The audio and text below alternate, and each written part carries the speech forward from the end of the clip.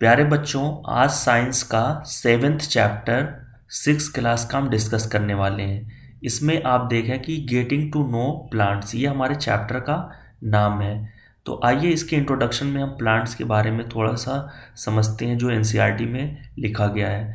तो प्लांट्स क्या होते हैं? वो एक तरह के लिविंग ऑर्गेनिज्म होते हैं जो इमूवेबल होते हैं। प्लांट्स आर इमूवेबल, यानी एक जगह से दूसरी जगह वो मूव नहीं कर सकते हैं, ऐसे लिविंग ऑर्गेनिज्म होते हैं। और ये हमारी सस्टेनिंग लाइफ के लिए, यानी हमारी लाइफ को यहाँ पे सस्टेन करने के लिए अर्थ पे बहुत ज़्यादा ज़रूरी है, क्योंकि ये हमें ऑक्सीजन गैस प्रोवाइड करते हैं जब हम ब्रीथिंग करते हैं। यानी जब हम सांस लेते हैं तो हमें ऑक्सीजन कहाँ से मिलता है? वो थ्रू दीज प्लांट्स मिलता है। So plant is very important. Classification of plants on the basis of presence of flower. Flower के बेसिस पे हम प्लांट्स को कैसे कैटेगराइज करते हैं, क्लासीफाई करते हैं? तो पहला flowering plants. The plants which bear flowers are called flowering plants, यानी जो प्लांट ऐसे हैं जिसके अंदर फ्लावर लगे होते हैं, यानी फ्लावर को बियर करते हैं, तो ऐसे प्लांट को फ्लावरिंग प्लांट्स कहते हैं, या इनको एंजियोस्पर्म भी कहते हैं। एंजियोस्पर्म। तो आपके एग्जाम में अगर पूछा जाता है कि एंजियोस्पर्म किसे कहते हैं, तो आप यही डिफिनेशन लिख देना फ्लावरिंग प्लांट्स का। The plants which bear flowers are called flowering plants. For example sunflower, mango etcetera. इस टाइप के जो प्लांट्स हैं वो हमारे को फ्लावरिंग प्लांट्स कहलाते हैं। ओके।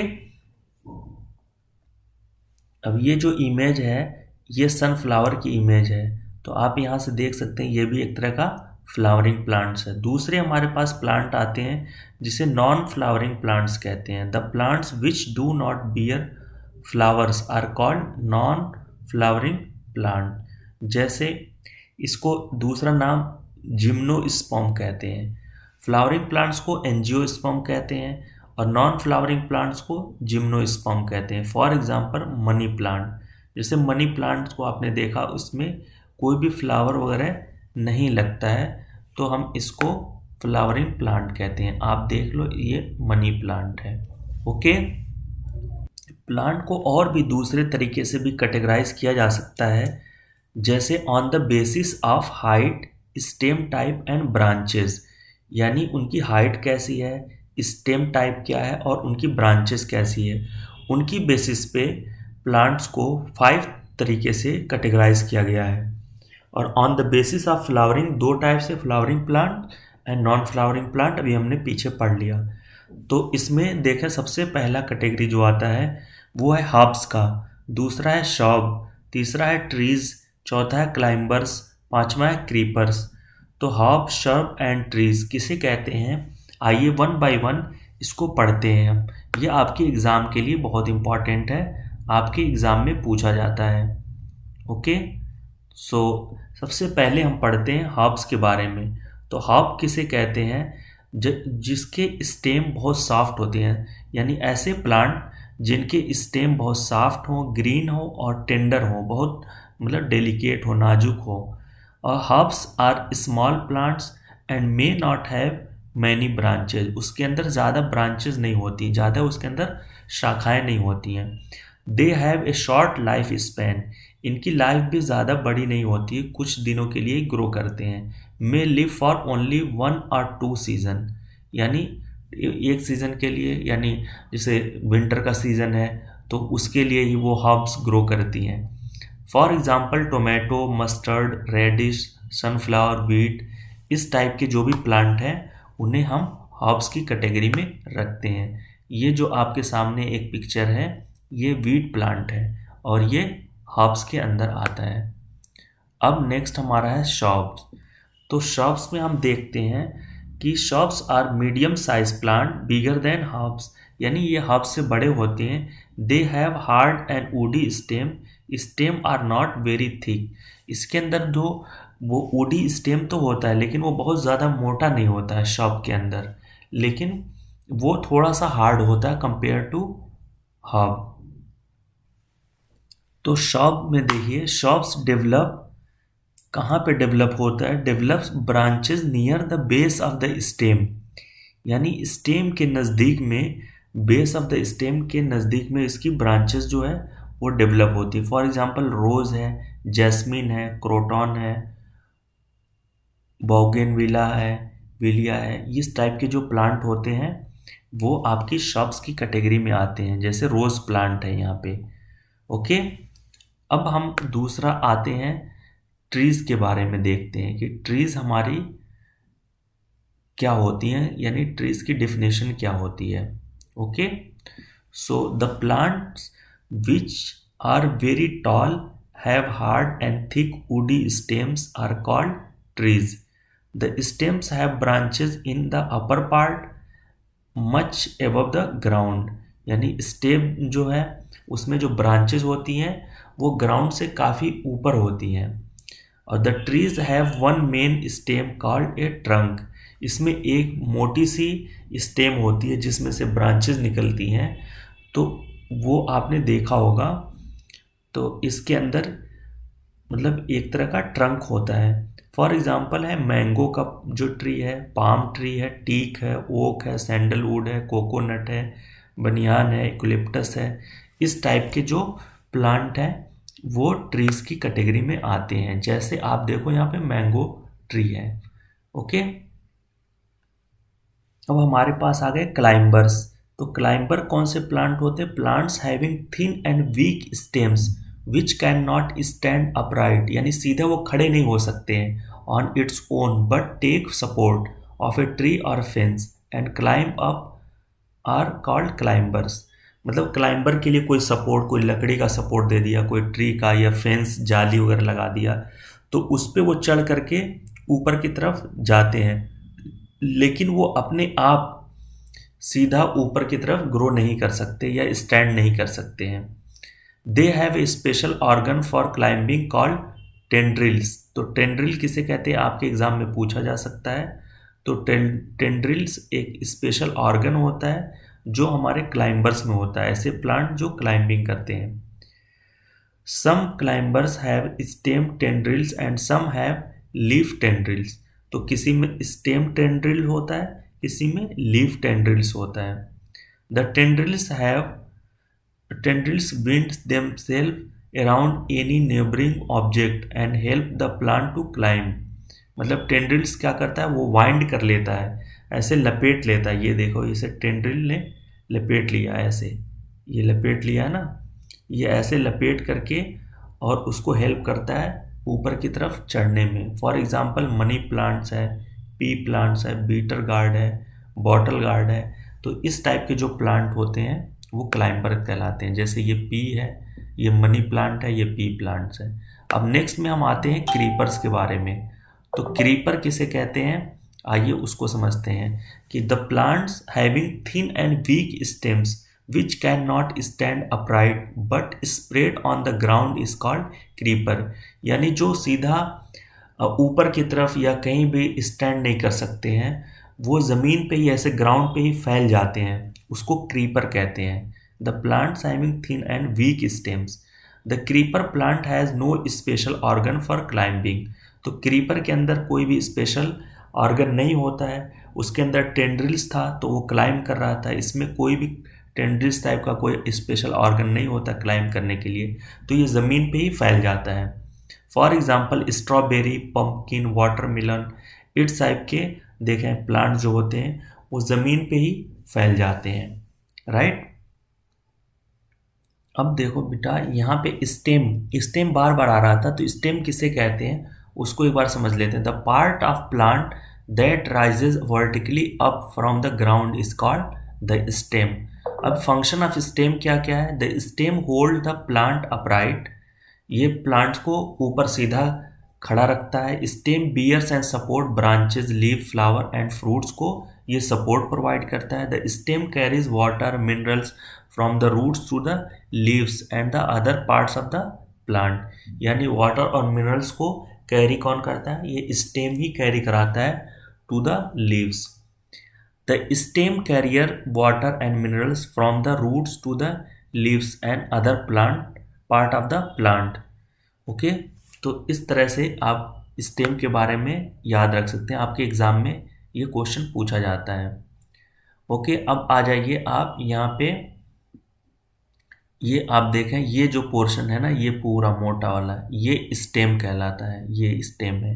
अब इस स्टेम के अंदर में देखें कि food made by the leaf, और ये water and minerals from the soil, ये सब यहाँ से जा रहा है। ओके, ये लीफ में जो खाना है वो भी यहाँ से दूसरे पार्ट में, प्लांट के दूसरे पार्ट में जा रहा है। ये इसकी रूट्स हैं। Tubes carry water and minerals from the roots to the leaves and other part of the plant.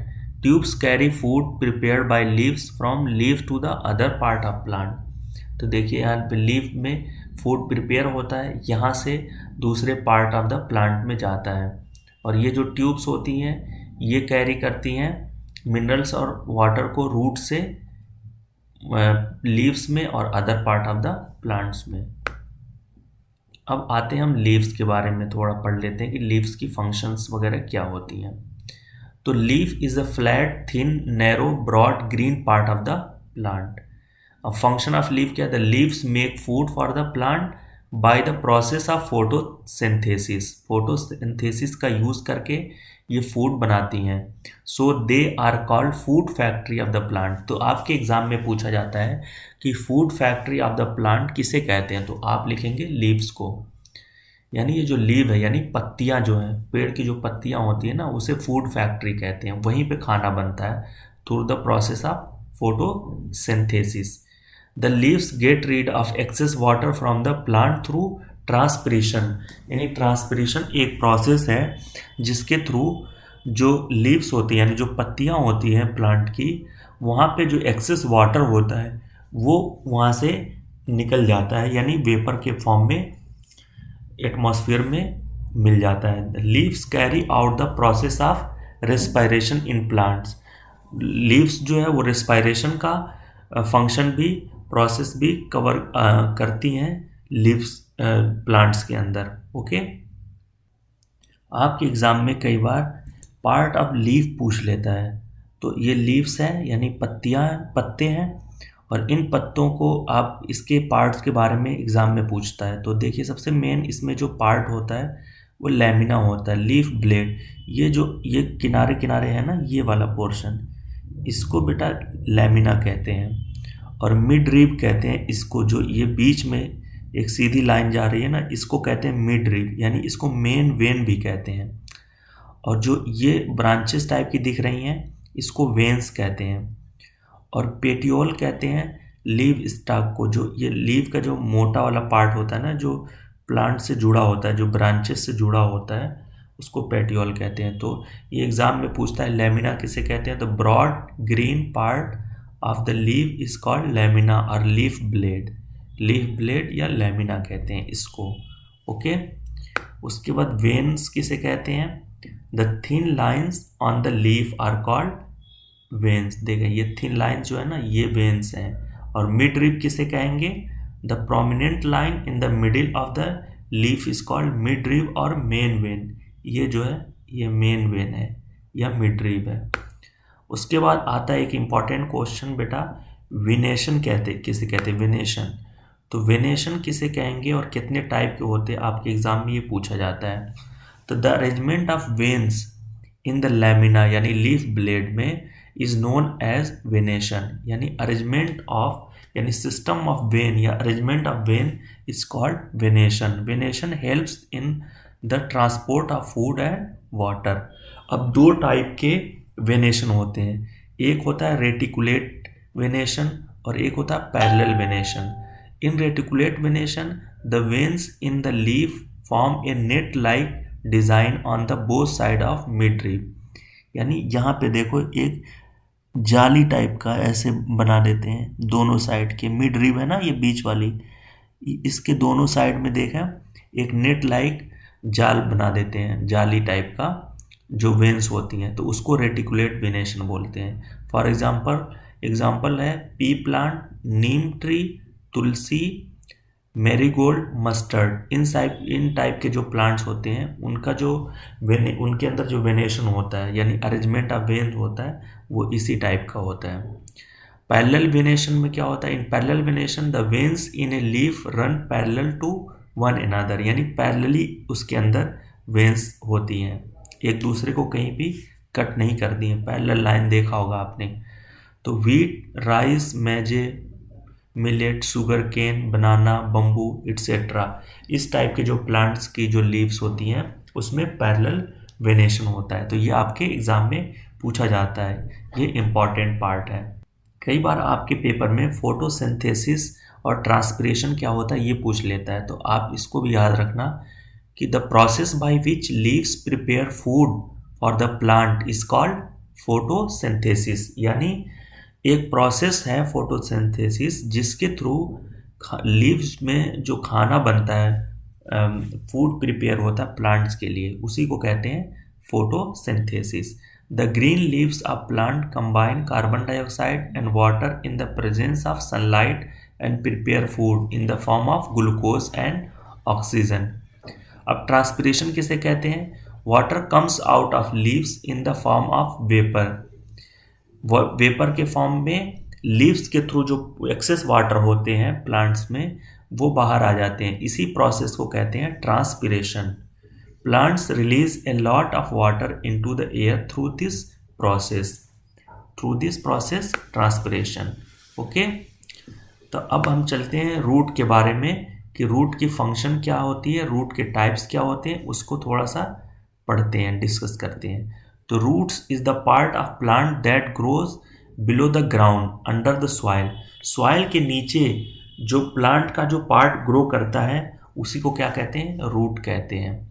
अब फंक्शन ऑफ रूट क्या है? It anchors the plant in the soil, ये सॉइल के अंदर प्लांट को इस्टेब्लिश करवाता है। दूसरा, it absorbs water and nutrients from the soil and transfer them to the leaves and other part of the plant, यानी ये पानी को, न्यूट्रिएंट को एब्जॉर्ब करता है सॉइल से और ट्रांसफ़र करता है other part of the plants में, जैसे कि लीव्स में, स्टेम में, वहाँ पे ये ट्रांसफ़र करता है।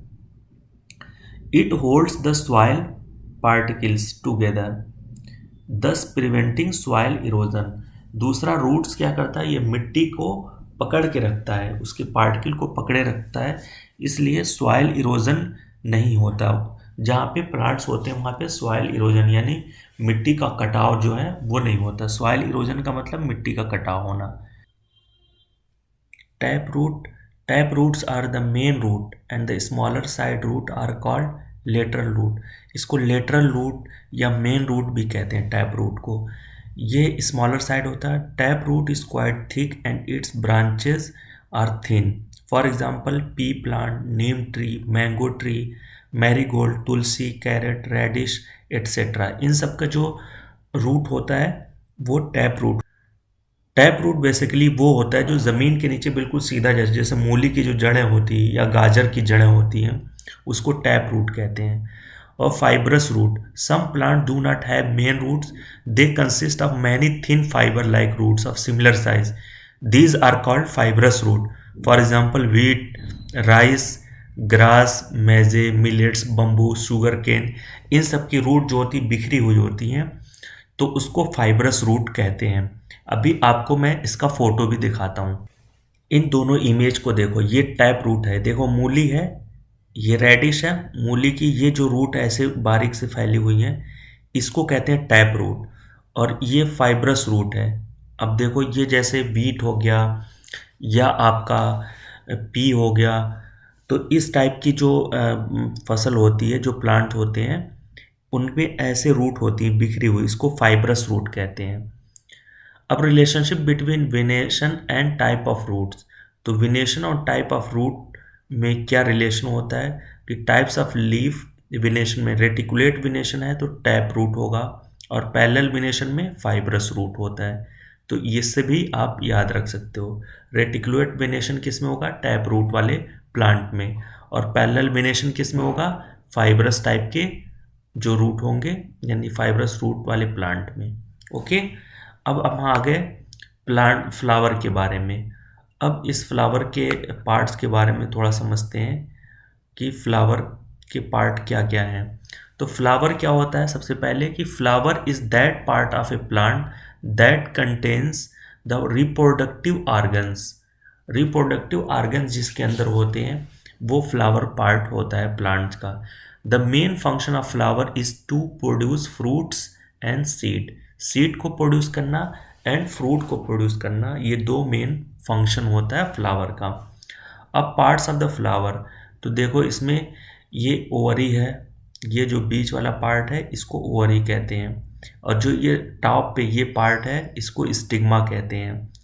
और स्टेमेन, ये जो पीला वाला है वो स्टेमेन है, और ये जो रेड वाला है ये पीटल है, और ग्रीन वाला इसे सेपल कहते हैं।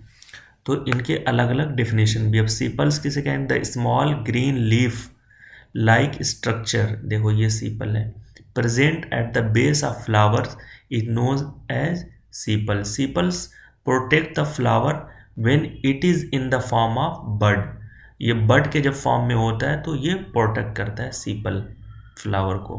ओके, अब पीटल किसे कहते हैं, तो petals are the most colorful and attractive part of a flower. It attracts insect for pollination. The rings of petals in a flower protects the reproductive organs of flower. तो ये petal पूछा जाता है आपके पेपर में exam में, सो आप इसे याद रखो। स्टेमेन किसे कहते हैं, stamens are the male reproductive part of flowers. Stamen is made up of two parts, filament और एंथर, दो पार्ट से मिलकर बना होता है। Stock of stem is called a filament, और एंथर किसे कहते हैं, the swollen top of stamen is called anther. The anther contains A yellow powder like substance called pollen और pollen grains. The pollen grains contains the male sex cell of a plant. अब ये देखो आप, ये stamen है, इसमें ये anther है और ये फिलामेंट है। ओके, इसको stamen male part of flower, male part of flower को स्टेमेन कहते हैं। अब आ जाओ बचे हुए पार्ट पे, जैसे पिस्टिल।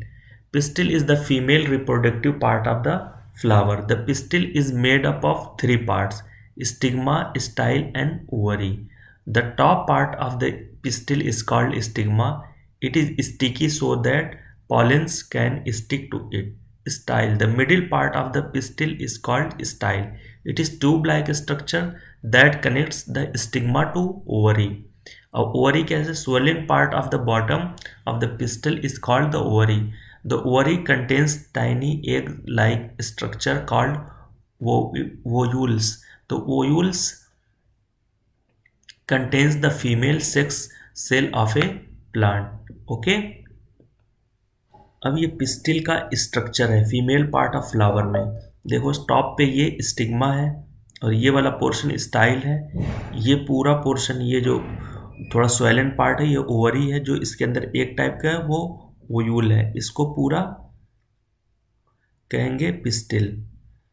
अब यहाँ पे कुछ इंपॉर्टेंट चीज़ें हैं जो आपको पता होनी चाहिए कि पॉलिनेशन क्या होता है। The transfer of pollen grains from anther of a stem to the stigma of a pistil is called pollination.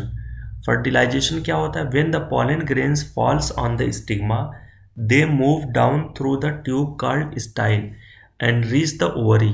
The male sex cell present in the pollens joins the female sex cell present in the ovules. This called fertilization. After fertilization, the ovules grow and become seeds. The ovary of a flower grows and becomes a fruit. A fruit protects the seeds.